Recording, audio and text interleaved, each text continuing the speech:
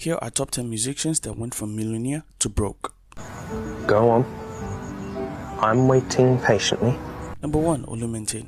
In 2007, he dominated the airwaves with his hit song Yauze. This song was a global hit, not just Nigeria. He was performing everywhere, at international shows and packed venues. Everybody, it's not easy. But now he's broke. In fact, there was one time it was trending online that his neighbor had to save him from being evicted from his house in Lagos because he could not pay rent. From international star to almost homeless. We don't know what really went wrong with him, whether bad investment, poor management, or just spending lavishly when the money was flowing. Number 2. Stereo Man.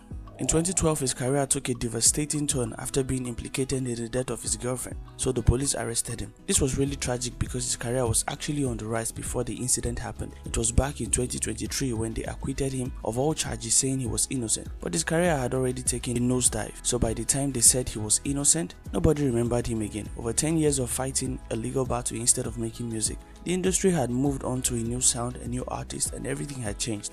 His story shows how one incident can just end everything you've worked for. Number 3. Baba Fryo. Another legendary name. In the late 90s, he ruled the airwaves with his song Dengue Pose. Some people may not know or remember that song because it was a long time ago. With his eye covered with hair and military outfits, the guy was a real fashion icon too. So Baba Fryo used to be a big time singer, but now he's broke. In fact, there are pictures of him looking all rough on social media, and he even reported that he was beaten up on the street and nobody helped him. From celebrity status to nobody recognizing or respecting you again. Really sad. Number 4. Zullu.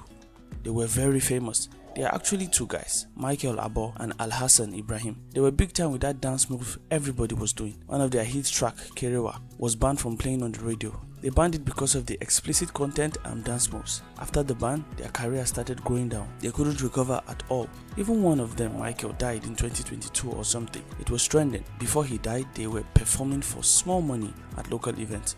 So Zullu is nowhere to be found now. Number 5. Lord of Aasa.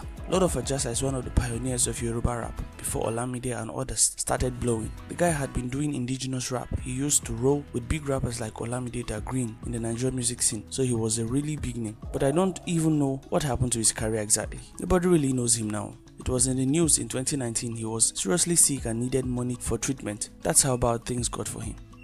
Number 6. Cynthia Morgan.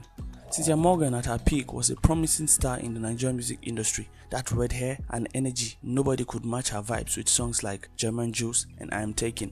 She was signed by Jude Okoye, the elder brother of P-Square. So, Jude Okoye signed her to Northside Music. But they now had issues and they fell out, and that's how Cynthia Morgan's career went down. She even had to change her name to Madrina. She later came out to say she lost her stage name rights, music catalogs and social media accounts because of the contract she signed. By the time she tried to come back, new female artists had taken over her space.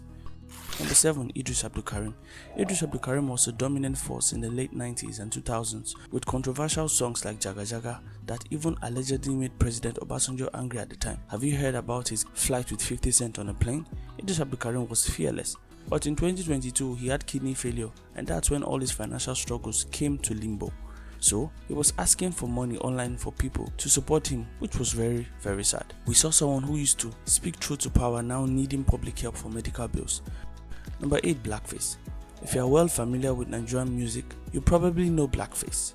He was very popular. He was once at the forefront of the Nigerian music scene because he was part of the Plantation Boys. The Plantation Boys was comprised of Two-Face, Naunto Baba, Face and Blackface. They formed that super group that gave us hits like Don't You Know and You and I. But the group disbanded in 2004, and since then, Blackface's career took a nosedive while Tubaba became a superstar. He even started accusing different artists of stealing his music, especially Tubaba, saying he wrote African Queen. The legal battles and public feuds just killed his career completely. Number 9. Otiata. Otiata, popularly known as Frank Otiata, sang the hit song Jogodo that was massive in Nigeria at its time of release. The song had everyone dancing. Otiata was a big name that period. He was collecting big money for shows that time, but now he's nowhere to be found and is completely broke. It's like after that one hit wonder he couldn't keep up with the industry changes. Number 10. Skybe.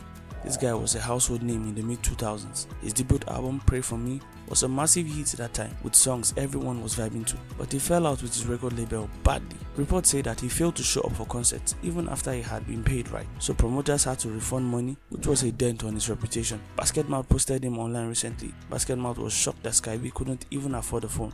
Imagine, from driving big cars to not having ordinary people.